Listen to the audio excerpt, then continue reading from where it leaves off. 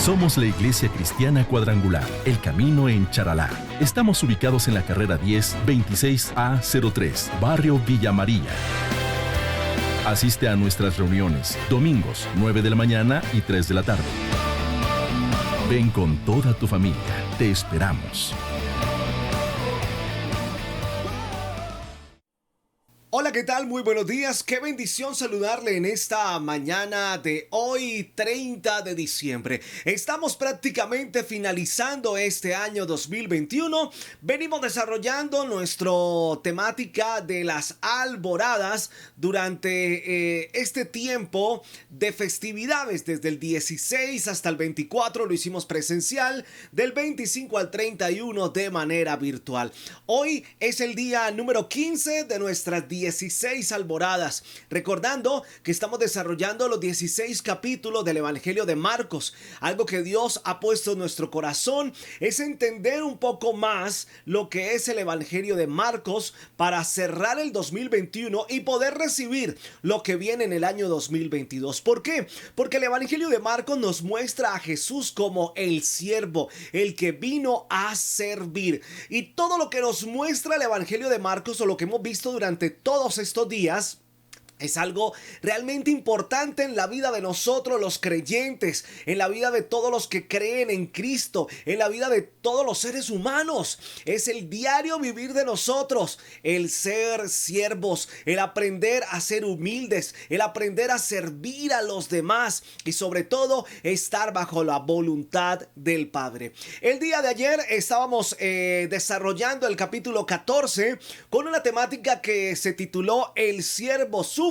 Era la primera parte. Hoy día 15, vamos a desarrollar la segunda parte de la temática El siervo sufre, con el desarrollo del capítulo 15. Por eso quiero que usted me acompañe a esta hora a darle lectura a la palabra de Dios. Si usted tiene un ejemplar de la Biblia por ahí a la mano, así que vaya, búsquelo rapidito. Si lo tiene ahí a la mano, vamos a buscar el Evangelio de Marcos en el Nuevo Testamento y vamos a dar lectura al capítulo número 15. Así que acompáñenme ustedes de casa para leer el capítulo número 15 el día de hoy en nuestro día número 15 de alboradas. Dice la palabra de Dios así: muy de mañana, habiendo tenido consejo los principales sacerdotes con los ancianos, con los escribas y con todo el concilio, llevaron a Jesús atado y le entregaron a Pilato. Pilato le preguntó: ¿eres tú rey de los judíos? Respondiendo él, le dijo: tú lo dices. Y los principales sacerdotes le acusaban mucho. Otra vez le preguntó Pilato, diciendo: ¿nada respondes? Mira de cuántas cosas te acusan.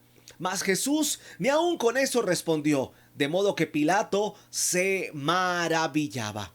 Ahora bien, en el día de la fiesta les soltaba un preso, cualquiera que pidiesen, y había uno que se llamaba Barrabás, preso con sus compañeros de motín, que habían cometido homicidio en una revuelta. Y viniendo la multitud comenzó a pedir que hiciese como siempre les había hecho. Y Pilato les respondió diciendo: ¿queréis que os suelte al rey de los judíos? Porque conocía que por envidia le habían entregado los principales sacerdotes. Mas los principales sacerdotes incitaron a la multitud para que le soltase más bien a Barrabás. Respondiendo Pilato le dijo otra vez: ¿qué pues queréis que haga del que llamáis rey de los judíos? Y ellos volvieron a dar voces: ¡crucifícale! Pilato les decía: pues qué mal ha hecho. Pero ellos gritaban aún más: ¡crucifícale! Y Pilato, queriendo satisfacer al pueblo, les soltó a Barrabás y entregó a Jesús después de azotarle para que fuese crucificado. Entonces los soldados le llevaron dentro del atrio, esto es, al pretorio, y convocaron a toda la compañía, y les vistieron de púrpura, y poniéndole una corona tejida de espinas, comenzaron luego a saludarle: ¡salve, rey de los judíos! Y le golpeaban la cabeza con una caña, y le escupían, y puestos de rodillas, le hacían reverencias. Después de haberle escarnecido, le desnudaron la púrpura y le pusieron sus propios vestidos y le sacaron para crucificarle. Y obligaron a uno que pasaba, a Simón de Cirene, padre de Alejandro y de Rufo, que venía del campo, a que le llevase la cruz. Y le llevaron a un lugar llamado Gólgota, que traducido es lugar de calavera. Y le dieron a beber vino mezclado con mirra, mas él no lo tomó. Cuando lo hubieron crucificado, repartieron entre sí sus vestidos, echando suertes sobre ellos para ver qué se llevaría cada uno. Era la hora tercera cuando le crucificaron, y el título escrito de su causa era Rey de los Judíos, el Rey de los Judíos. Crucificaron también con él a 2 ladrones, uno a su derecha y otro a su izquierda, y se cumplió la escritura que dice: y fue contado con los inicuos.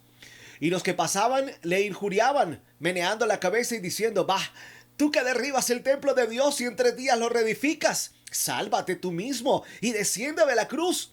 De esta manera también los principales sacerdotes, escarneciéndose, decían unos a otros con los escribas: a otros salvó, a sí mismo no se puede salvar. El Cristo, Rey de Israel, descienda ahora de la cruz para que veamos y creamos. También los que estaban crucificados con él le injuriaban. Cuando vino la hora sexta, hubo tinieblas sobre toda la tierra hasta la hora novena. Y a la hora novena Jesús clamó a gran voz diciendo: Eloí, Eloí, lama sabactani, que traducido es: Dios mío, ¿por qué me has desamparado? Y algunos de los que estaban allí decían al oírlo: mirad, llama a Elías. Y corrió uno y empapando una esponja en vinagre y poniéndola en una caña, le dio a beber diciendo: dejad, veamos si viene Elías a bajarle. Mas Jesús, dando una gran voz, expiró. Entonces el velo del templo se rasgó en 2 de arriba abajo, y el centurión que estaba enfrente de él, viendo que después de clamar había expirado así, dijo: verdaderamente este hombre era hijo de Dios. También había algunas mujeres mirando de lejos, entre las cuales estaban María Magdalena, María la madre de Jacobo el menor de José y de Salomé, y quienes cuando él estaba en Galilea le seguían y le servían, y otras muchas que habían subido con él a Jerusalén. Cuando llegó la noche, porque era la preparación, es decir, la víspera del día de reposo, José de Arimatea, miembro noble del concilio que también esperaba el reino de Dios, vino y entró osadamente a Pilato y pidió el cuerpo de Jesús. Pilato se sorprendió de que ya hubiese muerto y haciendo venir al centurión le preguntó si ya estaba muerto. E informado por el centurión, dio el cuerpo a José, el cual compró una sábana y quitándolo lo envolvió en la sábana y lo puso en un sepulcro que estaba acabado en una peña. E hizo rodar una piedra a la entrada del sepulcro. María Magdalena y María, madre de José, miraban dónde lo ponían. Amén. Capítulo número 15 del Evangelio de Marcos. Un capítulo duro que llega al corazón, sobre todo al ver todo lo que le hicieron a Jesús, todo lo que los soldados hicieron con Jesús. Lo escupían, le golpeaban, se burlaban de él. Y más aún todavía cuando vemos que es crucificado a la 3ª hora y muere hasta la 9ª hora, 6 horas. 6 horas sufriendo allí nuestro Salvador. 6 horas de sufrimiento por nosotros, porque tú y yo fuésemos salvos del pecado. Es más, no solo nosotros, todos los que estaban ahí podían ser salvos también. Qué triste, ¿verdad? Pero bueno, el siervo sufre, segunda parte. Miren, Jesús fue un siervo maravilloso. Jesús fue un siervo por excelencia. Mire, es tanto que cuando él se dirigía a Jerusalén, afirmó su rostro, aún sabiendo que él esperaba en Jerusalén, aún sabiendo que era lo que tenía que pasar con su vida en Jerusalén. Y aún así, tomó su postura y fue a Jerusalén. Jesús afirmó su corazón para hacer la voluntad del Padre, para hacerle caso al Dios Todopoderoso, a ese Padre que le había mandado con una misión. Allí en Jerusalén, él afirmó su corazón y dijo: haré la voluntad de mi Padre. Miren, no es fácil hacer la voluntad de Dios. No es fácil entender la voluntad de Dios. No es fácil entender cuando Dios quiere hacer algo con nosotros. Pero Cristo, aún sabiendo que iba a perder su vida, aún sabiendo que iba a durar 6 horas para morir, aún sabiendo todo lo que iba a tener que atravesar allí antes de ser crucificado, aceptó la voluntad del Padre. Fue obediente hasta la muerte. Nunca renegó a las cosas que el Dios le había puesto. Miremos los hijos actualmente, cuántas veces le reniegan a los padres. Yo fui hijo, muchas veces renegué a mis padres. Cuántas veces los empleados de una empresa le reniegan al jefe y el jefe teniendo la razón. Es solo un ejemplo, es solo un ejemplo. Pero Cristo nos enseñó a hacer la voluntad del Padre, incluso hasta la muerte. Y lo hizo hasta la muerte. Miren, veníamos viendo ayer los pasos de lo que fue este proceso de Cristo desde la entrada a Jerusalén hasta el momento de su crucifixión. Hoy vamos a ver otros pasos, otro de los momentos que se vivieron durante este tiempo y que nos deja de enseñanza. Miren, para el día de hoy lo primero que vamos a ver es en el huerto. Él fue desamparado. En el huerto Él fue desamparado. Pero para eso quiero que vayamos primeramente al profeta Zacarías en el capítulo número 13, en el versículo número 7. Si usted tiene ahí su Biblia, acompáñeme a dar lectura a este pasaje. Zacarías capítulo 13, versículo 7. Dice la palabra: levántate, oh espada, contra el pastor y contra el hombre compañero mío, dice Jehová de los ejércitos. Hiere al pastor y serán dispersadas las ovejas. Y haré volver mi mano contra los pequeñitos. Hiere al pastor y se dispersarán las ovejas. ¿Por qué me voy a esta profecía del profeta Zacarías cuando hablo del huerto y cómo Cristo quedó desamparado? Porque cuando Cristo estaba allí en el huerto y llega Judas a entregar a Cristo y le da el beso, señalando a los que venían con Judas que ese era el profeta, que ese era el maestro, que ese era el Cristo, que esa era la persona que tenían que capturar. Allí automáticamente Cristo le dio una orden a sus discípulos, y era que lo dejaran solo, que se fueran. Sin embargo, recordemos que esta orden fue dada en el capítulo anterior, en el verso 14, en el capítulo 14 del Evangelio de Marcos, en los versículos del 26 al 31. Cuando hacemos un recorderis de lo que leímos ayer, en el capítulo 14, versos del 26 al 31, dice lo siguiente: mire, cuando hubieran cantado el himno, salieron al monte de los olivos, es decir, estaban en el huerto. Entonces Jesús les dijo: todos os escandalizaréis de mí esta noche, porque escrito está: heriré al pastor y las ovejas serán dispersadas. Cristo ya les estaba diciendo qué tenían que hacer cuando sucediera esto. Sin embargo, Pedro dice: aunque todos se escandalicen, yo no. Pedro siempre con esos aires de revolucionario, con esos aires de decir: no, por más que usted crea que tiene la razón, yo voy a estar con usted ahí. Ahora, vamos a entender un poco por qué todos los discípulos tenían que irse, o por qué todos los discípulos se fueron y Jesús ya les había dicho que lo tenían que abandonar. Mire, ¿sabe por qué? Porque Cristo necesitaba que ellos se fueran, porque la cruz era solamente para Él. Usted se imagina, bueno, usted que ha leído los 4 evangelios sabe que hay una porción de la palabra donde dice que Pedro cortó la oreja del soldado. Y Cristo allí puso la mano y le sanó. Donde Cristo no hubiese hecho esto, Pedro también hubiese sido capturado y también hubiese sido llevado a la cruz. Es decir, hubiese muerto Cristo y Pedro. Pero Cristo no quería eso. Cristo tenía un propósito con su muerte, y no era la muerte de sus discípulos, no, era que ellos se fueran, porque ella les había dicho que pronto se iba a reencontrar con ellos en Galilea. Tenía que cumplirse la palabra que Cristo ya había profetizado sobre ellos, de que Él pronto volvería y que se encontraría con ellos nuevamente en Galilea. Entonces, Pedro no había entendido lo que el maestro le había dicho. Ninguno de los discípulos había entendido estas palabras que él estaba diciendo. Por eso él queda desamparado en el huerto. Pero había un propósito en esto, y era que ninguno de sus discípulos fuesen capturados y llevados también a la cruz. Porque el único que iba a sacrificarse por todos se llama Cristo. Y él era el que iba a entregar su vida por nosotros, por sus discípulos y por todos aquellos que crean en sus palabras. En el huerto él fue desamparado, pero fue desamparado con un propósito. Ahora, pasemos al punto número 2 de esta mañana.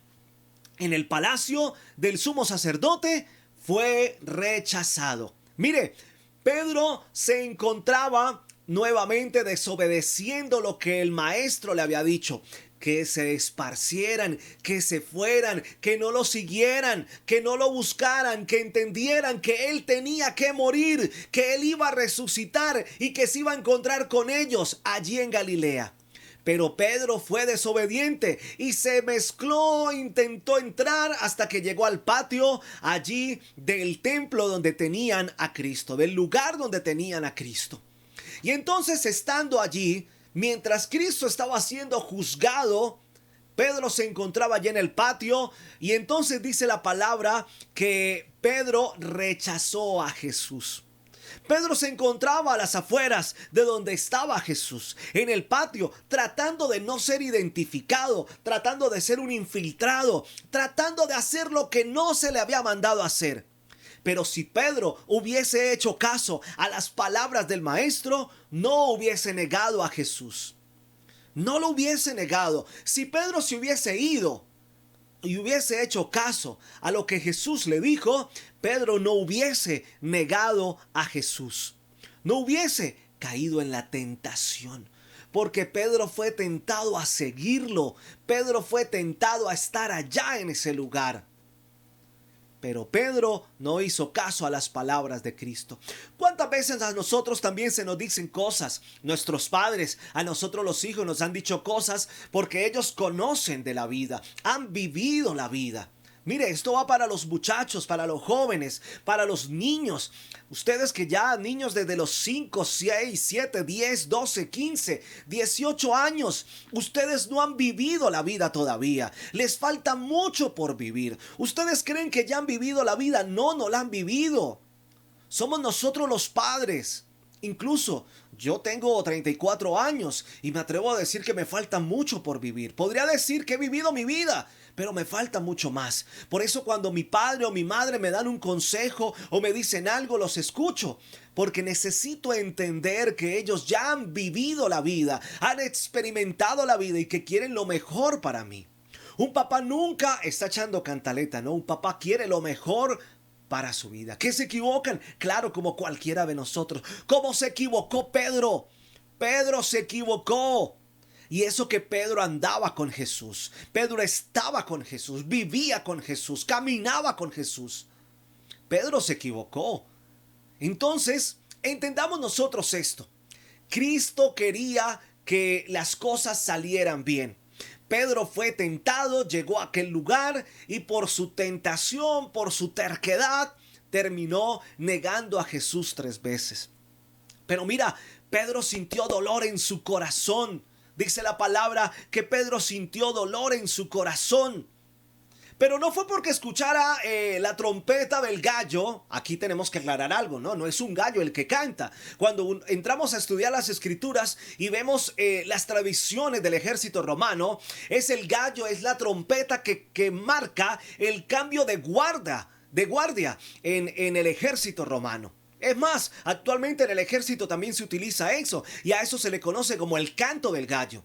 No es que un gallo cantara, no. Y que cantó el gallo 2 veces, no, hubo cambio de guardia 2 veces, es decir, durante ese periodo de cambios de guardia, Pedro estuvo ahí intentando llegar a donde el maestro, saber qué pasaba, la curiosidad, la desobediencia a las palabras que él no entendía.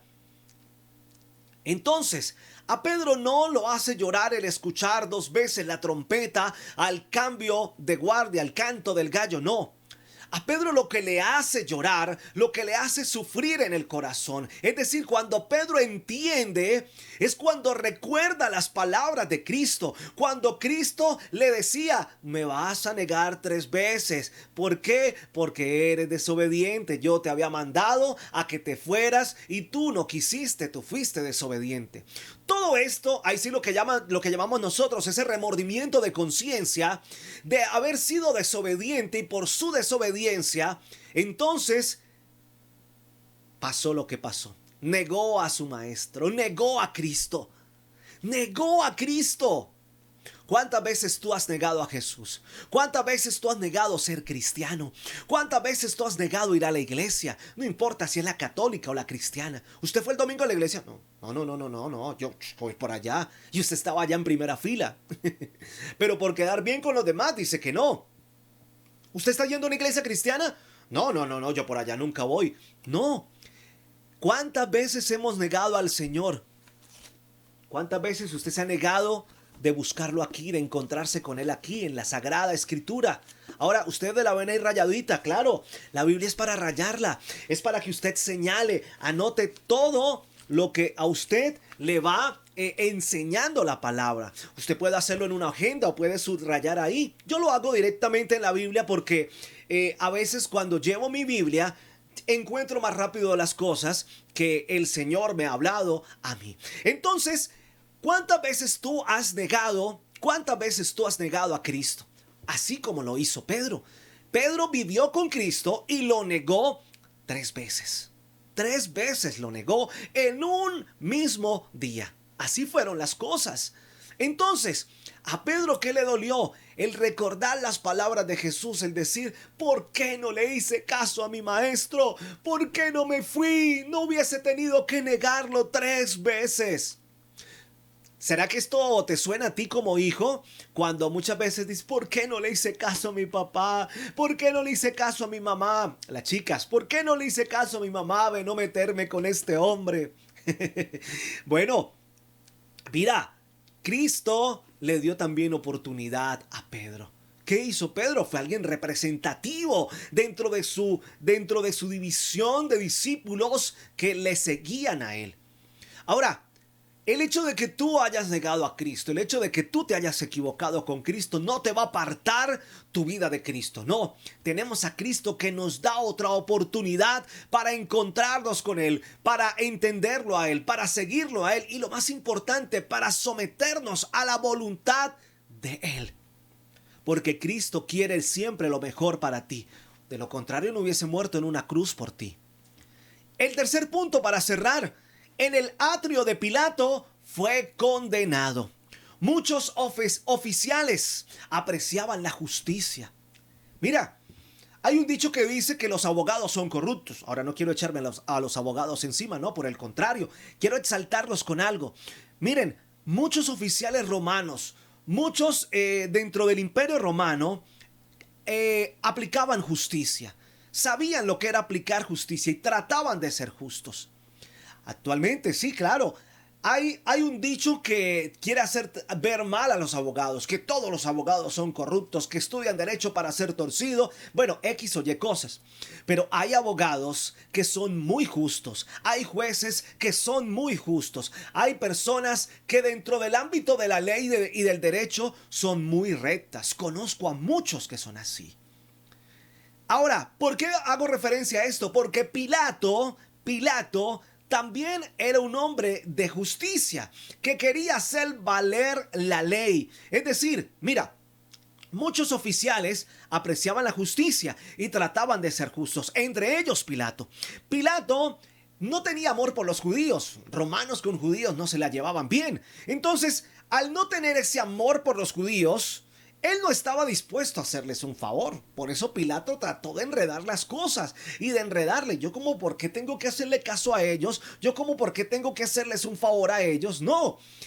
Sin embargo, al ir conociendo a Jesús, al ir hablando con Jesús, ver la sabiduría de Jesús y ver lo que era Jesús, de pronto no en su totalidad, pero al tratar de ver lo que era Jesús, él quiso impartir justicia y buscó y trató de 1000 maneras de que Cristo no fuese llevado a la cruz. Sin embargo, a pesar de que Pilato se veía como un hombre justo, se veía como un hombre que apreciaba la justicia y que no le encontró ninguna falta a Jesús, sin embargo le faltó algo, le faltó valor, le faltó carácter para defender lo que creía que era su postura.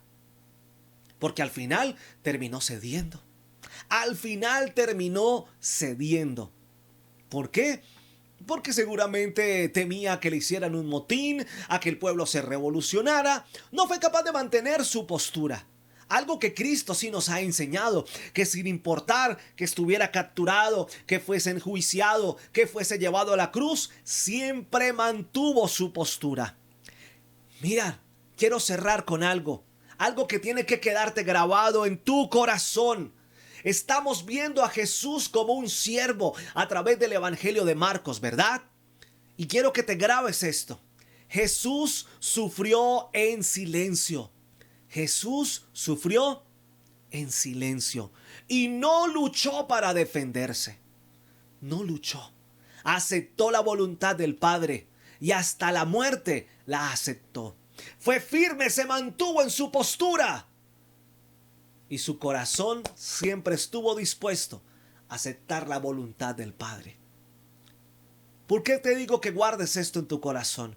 Así debemos ser nosotros, los siervos que Cristo ha venido preparando, los siervos que Cristo ha venido enseñando, los siervos que Cristo ha venido hablándoles. Necesitamos esto. Cuando nos toque sufrir, suframos en silencio. Cuando luchemos, cuando encontremos una batalla, no nos defendamos. Cristo va a pelear por nosotros. Luchemos en silencio. ¿Por qué? Porque no tenemos que salir a hacer alborotos, no. En el silencio de la oración. Allí es nuestra lucha. Allí vivimos nuestro sufrimiento. En la oración, solos, guardados, orándole a Dios, Él y nosotros no más. Porque Él va a pelear nuestras batallas y nos va a dar la victoria. Necesitamos entender muchas veces esto. Entender que somos siervos del Señor y que Él va a estar ahí para nosotros siempre. Y que si nosotros aceptamos la voluntad del Padre, incluso hasta la muerte, Él, así como dice la palabra, nos va a resucitar, nos va a dar una vida eterna y nos va a dar un lugar de privilegio a nosotros. Nuestra recompensa no será en la tierra, será en la eternidad, en el cielo. Y esa recompensa es para ti. Por eso hoy quiero invitarte a que conozcas un poco más de ese Jesús que se hizo siervo, de ese Jesús que en una cruz, crucificado, dio su vida por ti. ¿Quieres conocer a ese Cristo? ¿Quieres saber qué es vivir una vida con Cristo en el corazón, siguiendo la voluntad de Dios? Repite conmigo esta oración. Señor Jesús, hoy te acepto en mi corazón como mi Salvador. Hoy, Señor Jesús, te entrego mi corazón para que lo examines. Saca de él todo lo que no sirve, Señor. Permíteme, Padre, alejarme. Permíteme, Señor Jesús, alejarme de los caminos malos y llegar a tus caminos. Señor Jesús, anota mi nombre en el libro de la vida y permíteme de ahora en adelante hacer siempre la voluntad del Padre. Yo quiero ser como tú, mi Jesús, y quiero que mi vida esté de la mano contigo, amado Jesús. Sálvame, perdóname, hazme otra vez si es necesario, Señor Jesús. Pero hoy he decidido seguir contigo, he decidido estar contigo y he decidido aceptarte en mi corazón. Te doy gracias, amén y amén. Qué bendición compartir este tiempo precioso con todos ustedes que se conectan a través de nuestras transmisiones. Mañana será nuestro último día de alboradas. Mañana será un día precioso para cerrar el año 2021, para cerrar nuestras alboradas y para cerrar la temática del siervo de Dios. Así que te espero 5 de la mañana en nuestra transmisión en vivo o en cualquier momento del día para que disfrutes de los demás videos y del video que estará mañana mañana 31 de diciembre. Dios te bendiga grande, poderosa y maravillosamente en este día. Que Cristo esté ahí en tu corazón, tocando, transformando, edificando, sanando y haciendo cosas grandes y maravillosas. Atesora la palabra, recuerda, busca a Dios a través de la palabra, busca a Cristo a través de la palabra. Atesórala en tu corazón y en todo lo que emprendas tendrás éxito. Dios te bendiga. Somos la Iglesia Cristiana Cuadrangular, El Camino en Charalá. Estamos ubicados en la carrera 10, 26A03, Barrio Villa Amarilla. Asiste a nuestras reuniones, domingos, 9 de la mañana y 3 de la tarde. Ven con toda tu familia, te esperamos.